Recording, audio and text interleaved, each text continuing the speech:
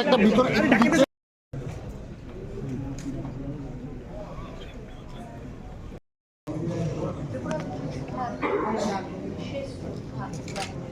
বাপি সামনে তো যাবে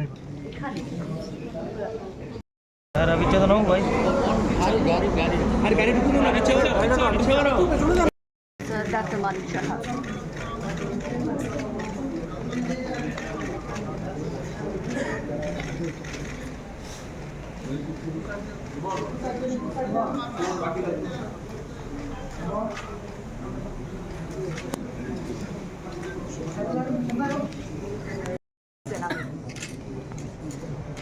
জানাচ্ছে মন্ত্রী রতন মান্না শ্রদ্ধা জানাচ্ছেন মন্ত্রী শান্তনা চাকমা।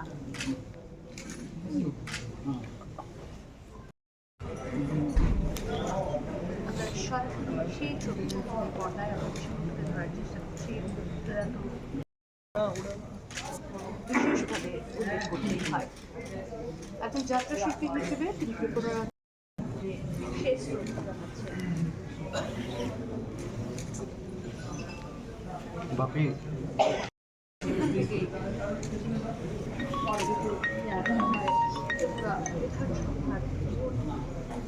সামনে এখানে পূর্ণ রাষ্ট্রীয় মর্যাদায় গান সিনেমি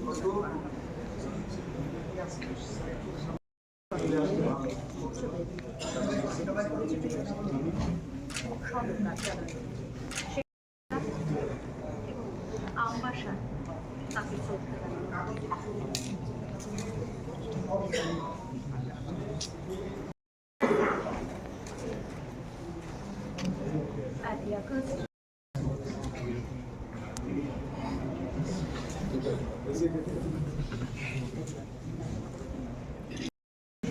চেষ্টায় গত বছরের রাজ্যভিত্তিক যাত্রা উৎসবের পুনরায় চালু হয়েছে।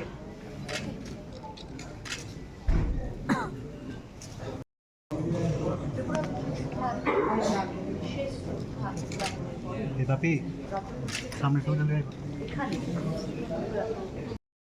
দুই হাত করে রাখতে দাও আমার কান্দের উপরে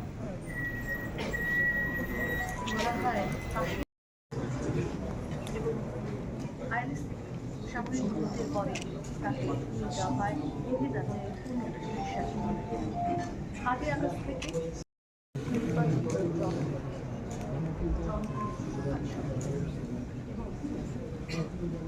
পরবর্তী সময়ে আবার ক্ষমতায় আসার পর রাজ্য বিভাগ তার নিজ বাড়ির উদ্দেশ্যে রওনা তখন সেই 2018 সালে রাজ্যের বিজেপি সরকার ক্ষমতায় আসার পর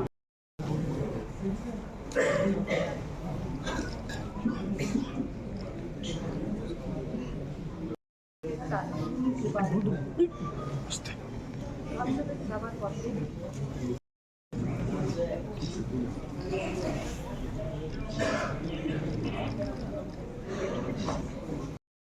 তারপরে তার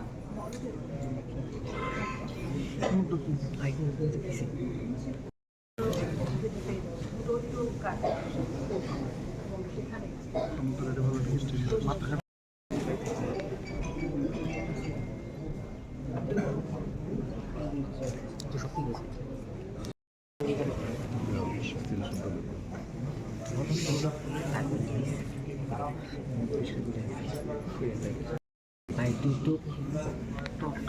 সুন্দর ভাবে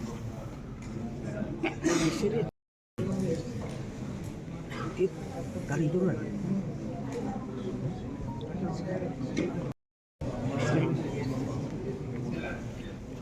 হাতটা না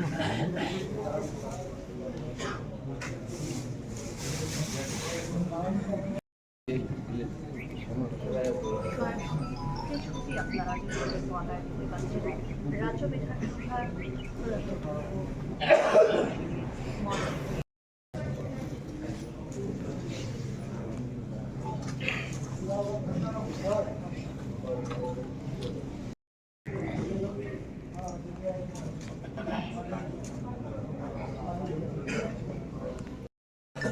Incoming call from Ma identified.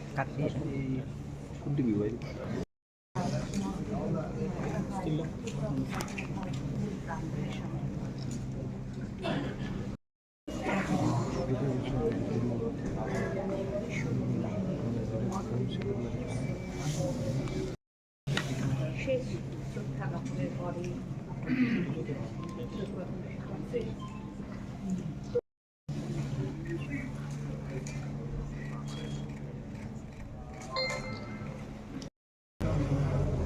হাতটা ছাড়াও না এত আর দূরে নিয়ে দিখানো লাগে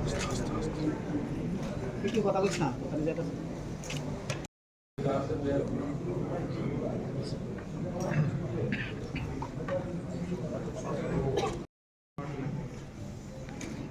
শুধু মন্ত্রী বিধায়করা নয়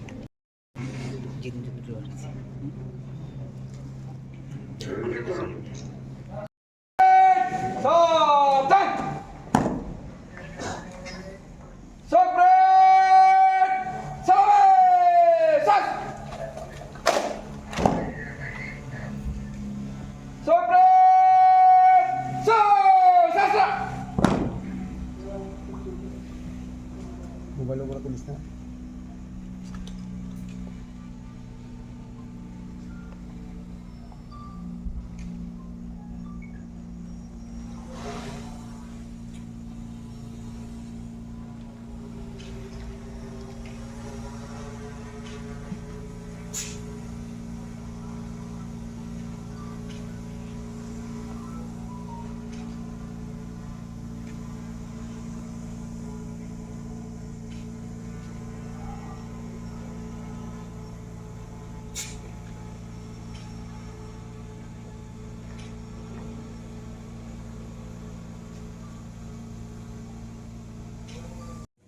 আসলে আমার স্পিকার হওয়ার সময়টার ব্যাপারের চাইতেও ও যখন ছাত্র ছিল এমবিবি কলেজে পড়াশোনা করে হোস্টেলে ছিল ওদের পরিবারের সঙ্গেও আমার দীর্ঘদিনের সম্পর্ক এবং ওকে রাজনীতিতে আমি টেনে আনি একটু চঞ্চল ছিল তাহলেও প্রতিভাবান ছিল বিভিন্ন ক্ষেত্রে ওর যথেষ্ট নলেজ ছিল নাটক অভিনয় এই সমস্ত দিকে মানে সাংস্কৃতিক অঙ্গনে ওর যাতায়াত ছিল আর ছাত্র হিসেবেও ছাত্র রাজনীতির সঙ্গে জড়িয়ে আমার নেতৃত্বেই কাজ করেছে দীর্ঘদিন তার পরবর্তী জীবনে এসে শেষ পর্যন্ত আবার বিধানসভায় এসে আমি অধ্যক্ষ ও উপাধ্যক্ষ একটা গভীর এবং নিবিড় সম্পর্ক ছিল ওর সঙ্গে এবং ওর যেই বাড়িতে বিয়ে করেছে আমার বন্ধুর ছোটো বোনকে বিয়ে করেছে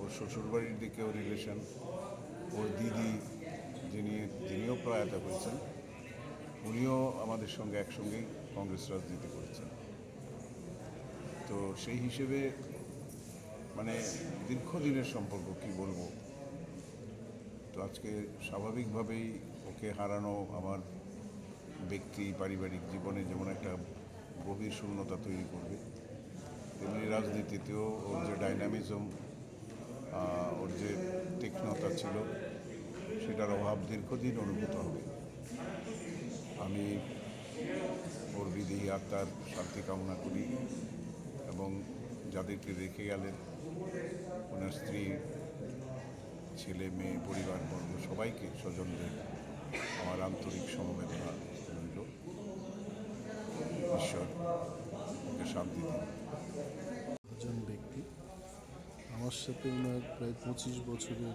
পরিচয় শুরু থেকেই খুব মিষ্টভাষীর লোক ছিলেন উনি আমি যখন এমএলএ ছিলাম উনি এমএলএ ছিলেন না উনি যখন এমএলএ ছিলেন আমি এমএলএ ছিলাম না তবু আমাদের কথা হয় এবং খুব সুদক্ষ ব্যক্তি আপনারা নিশ্চয়ই দেখেছেন আমি লিডার অফ অপোজিশন ছিলাম তখন ওনার স্পিকারের যে কর্মসূচিগুলো উনি খুব ভালোভাবে পালন করতেন।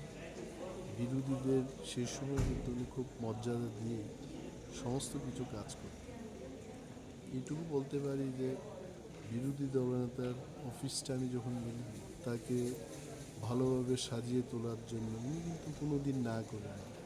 For everything he was very Democratic, very একজন মিষ্টভাষী লোককে আমরা হারালাম। আই থিঙ্ক ওনার প্রয়াণে যত আমাদের একটা গ্যাপ ভ্যাকিউম তৈরি হবে এটাকে পূরণ করা যাবে। And will miss him always. সবাই জানেন গত খুব সম্ভবত 8ই আগস্ট উনি আমার সাথে সকালে আমার যে সরকারি বাংলো আছে সেখানে আমার সাথে দেখা করতে এসেছিলেন। যখনই আসেন আগরতলা একবার আমার সাথে দেখা করবেন আর সবসময় বলবেন 1 কাপ চা কিন্তু খেতে হবে। তো উনি আসেন, সেদিনও চা খেয়ে গেছেন। আমি বললাম তোমার শরীর কেমন আছে? বলে আমার শরীর কী হয়েছে? আমার তো খুব ভালো শরীর। তো বলে উনি চলে গেলেন। এরপর একটা প্রোগ্রাম ছিল, সেখানেও উনি গেছেন। আমি দেখলাম যে বৃক্ষরোপণের একটা প্রোগ্রাম আমি দেখছিলাম পরবর্তী সময়।